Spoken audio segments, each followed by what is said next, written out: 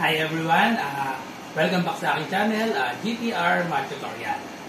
So para sa mga bago pa lang sa channel na ito, please subscribe and hit the bell button para updated kayo sa mga upcoming videos. Okay, so ang video lesson natin for today is about age problem. Yan. So, ang age problem, palagi nyo yan makikita sa civil service exam, sa LET, at saka sa mga entrance exam para sa college. Mga UPCAT, ganyan. So, sa ibang mga college entrance test. Okay, so let's start. So, number 1, Arius is 12 years older than Andres. 5 years ago, the sum of their ages was 28. How old are they now? So, pag susolve ng age problem, ang pinaka maganda dyan ay gawa muna kayo ng table. So, yun yung pinaka mabilis para madali nyo maintindihan. So, sa table, lagay nyo lang yung dalawang pangalan dyan. So, we have Arius is 12 years older than Andres. So, lagay lang natin sa table natin. So, yung una, Arius. Then, yung pangalawa, Andres.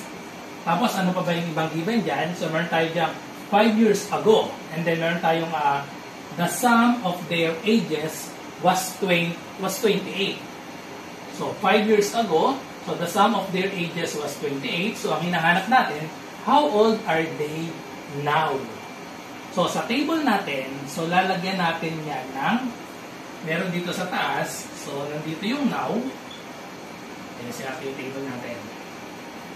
Yan, so para mas madaling intindihin, so gawa kayo lagi ng table. So, we have now, tapos yung 5 years ago. So, ito yung nasa table natin. So, 5 years ago. Okay, so mag-assign tayo ng mga variables natin. So, Arius is 12 years older than Andres. Yun yung ngayon. Okay? So, Arius is 12 years older than Andres. Kung si Andres ay X, so let X be the age of Andres, Arius is 12 years older. So, therefore, si Arius ay X plus 12. Okay? So, tapos, yung 5 years ago, yung X plus 12, tsaka yung X, babawasan lang natin ng 5.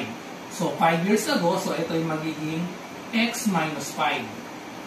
Ito naman, X plus 12, subtract tayo ng 5, edi magiging 12 minus 5. So, this will become X plus 7. Okay, so 12 minus 5, so that is 7.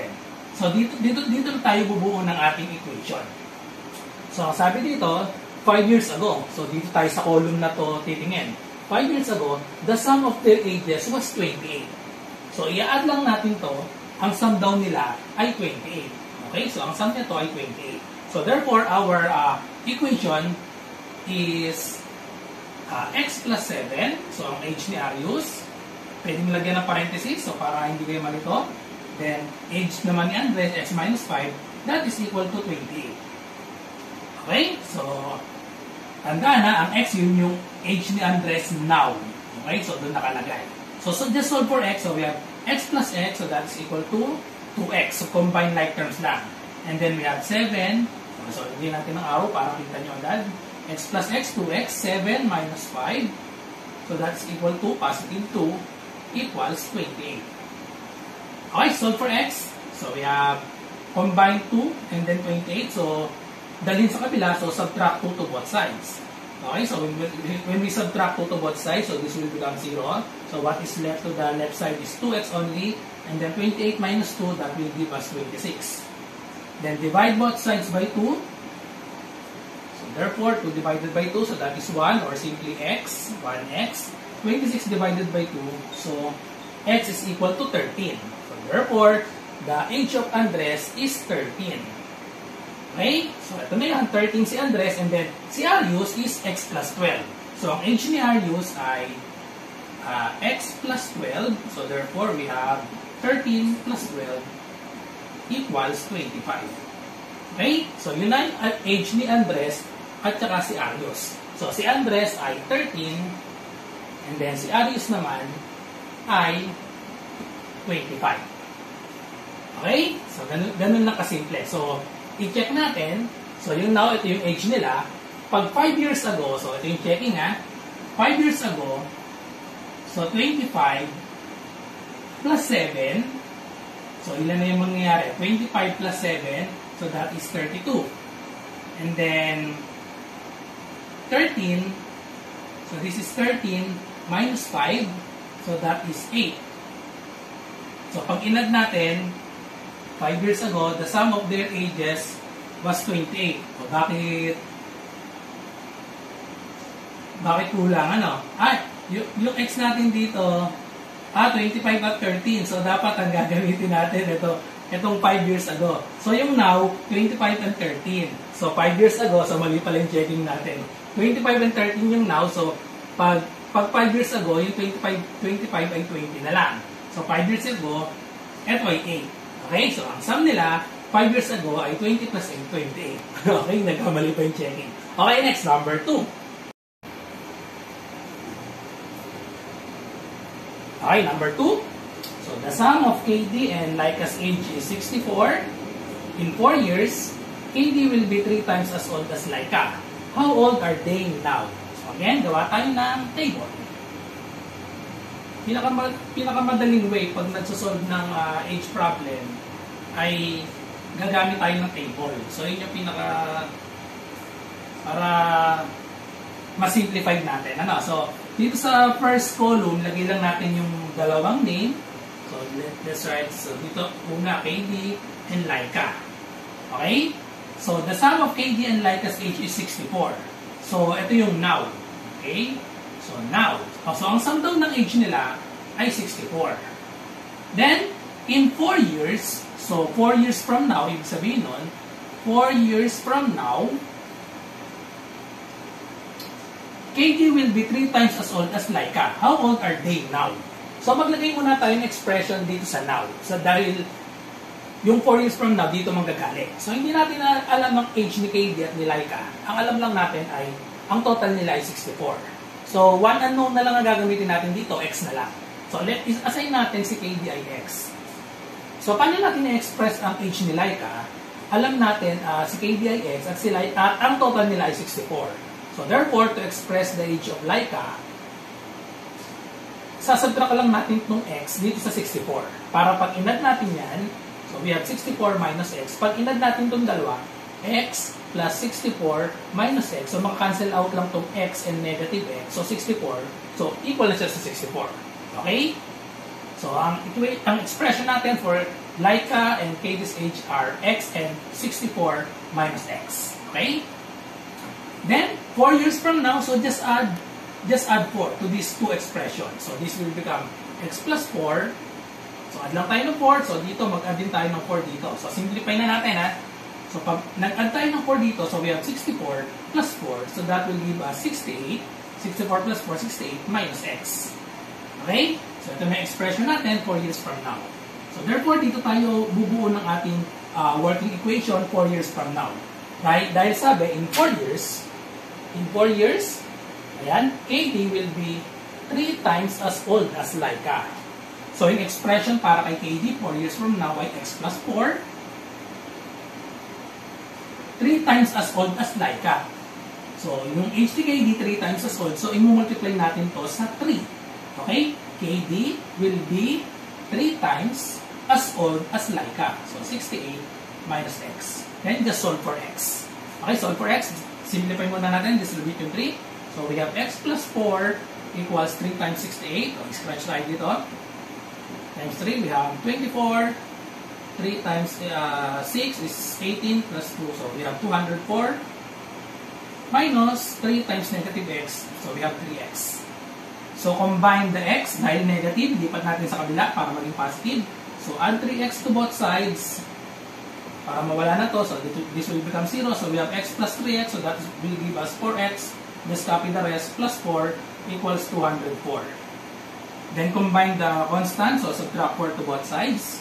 So minus 4 to both sides para mawala ito. So therefore we have 4X is equal to 204 minus 4. So that is 200. Then last step, divide both sides by 4. Divide both sides by 4. So therefore X is equal to 20 divided by 4. So that is 5. So therefore X is equal to 50. So therefore ang age ni KD now ay 50. Okay? So, ang age naman ni Laika, so age ni Laika is 64 minus X. equals 64 minus 50 equals 14. Okay? So therefore, ito yung age ni KD. Ito naman yung age ni Laika. 50 and 14. Okay, checking. So, check natin. Check natin. 4 years from now daw. So, 4 years from now, 50 will become 54. And then 14 plus 4 years from now, ay magiging 18. So, checking. Ang 54 daw, ay, si KD daw ay 3 times as old. So, 54 equals 3 times 18. Okay, eksakto. 54 equals 54. Okay? So, 4 years from now, parehas na sila. 54. Or parehas, pag minultiply yung age ni Laika sa 3, equal dito 54. Okay, so next example, number 3.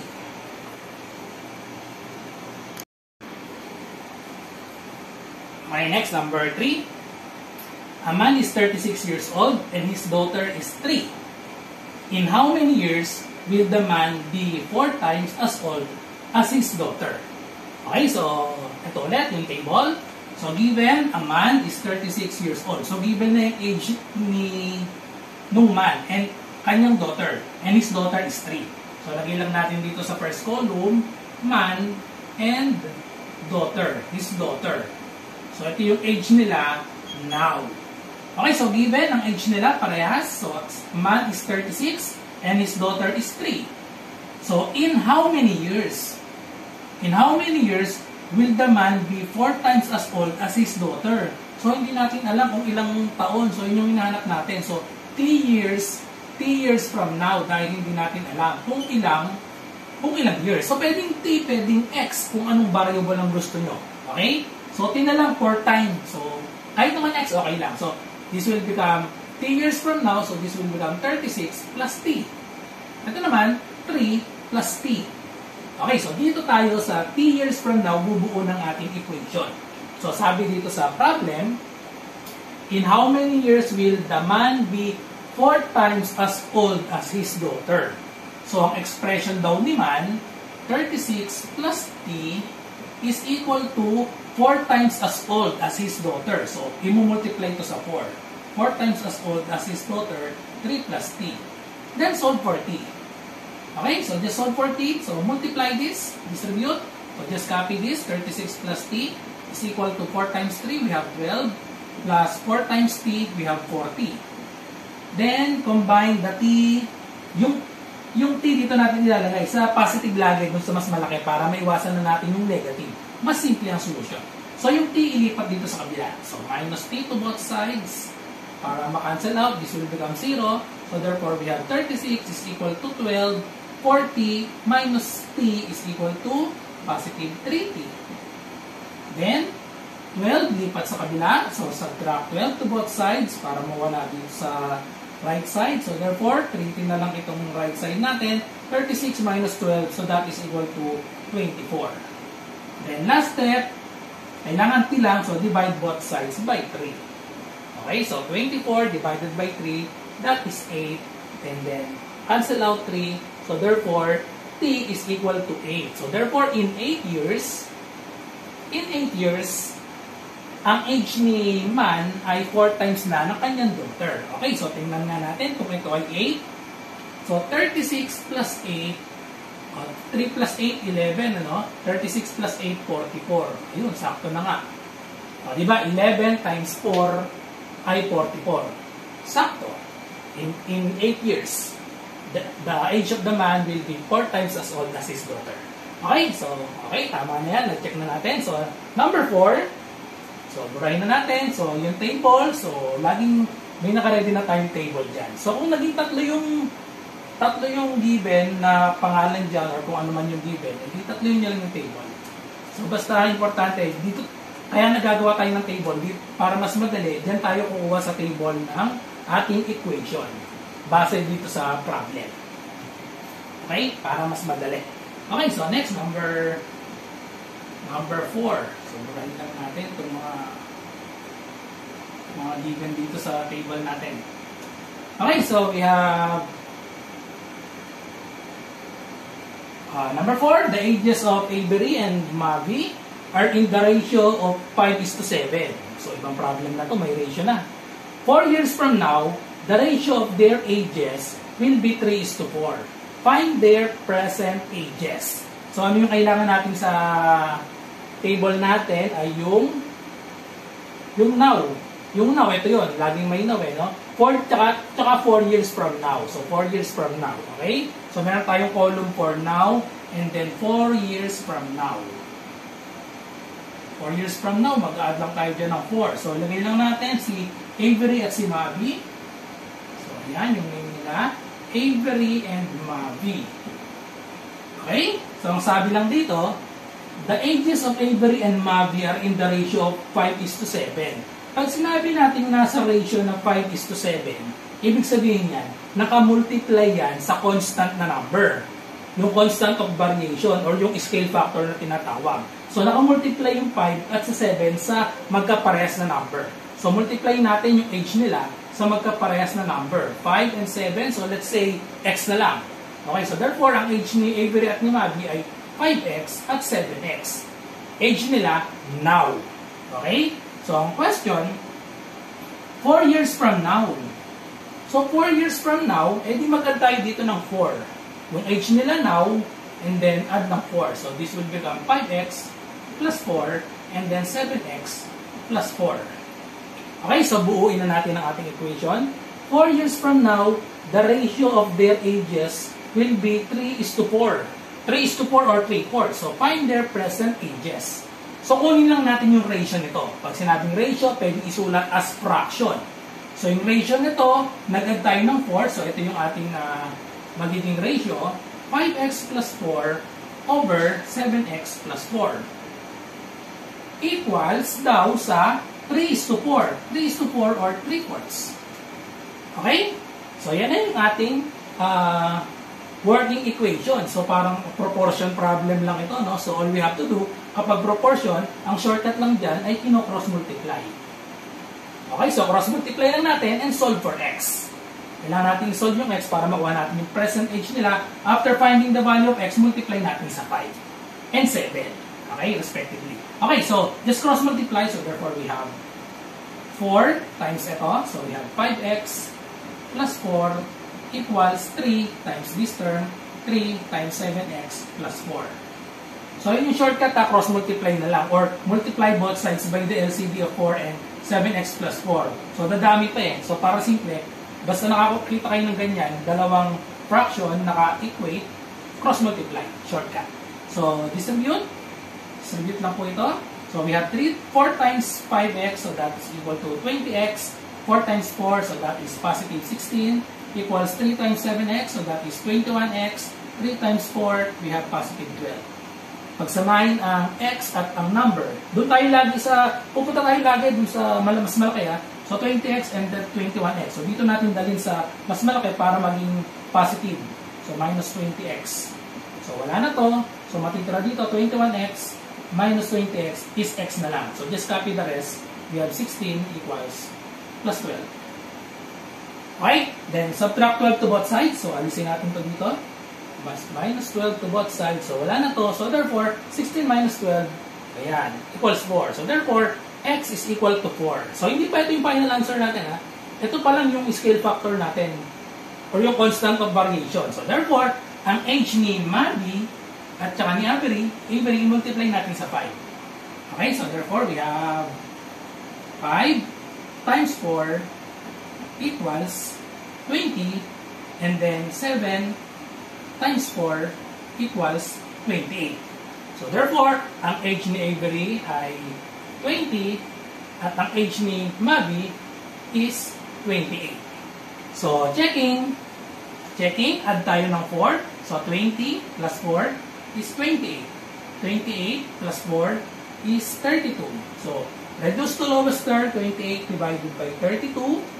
Saan pwedeng i-divide to? 28 mali. 20 plus 4. 24 lang. Mali. Saan ang galing yung 28? Na-double yung 4 ata. So, 20 plus 4, so we have 24. So, ayan. Both divisible by 8. Okay? So, divide by 8, 3. Divide by 8, 4. So, yun. 3/4. Tama na. 3:4. 3/4 or 3:4. Okay, last example. Number 5.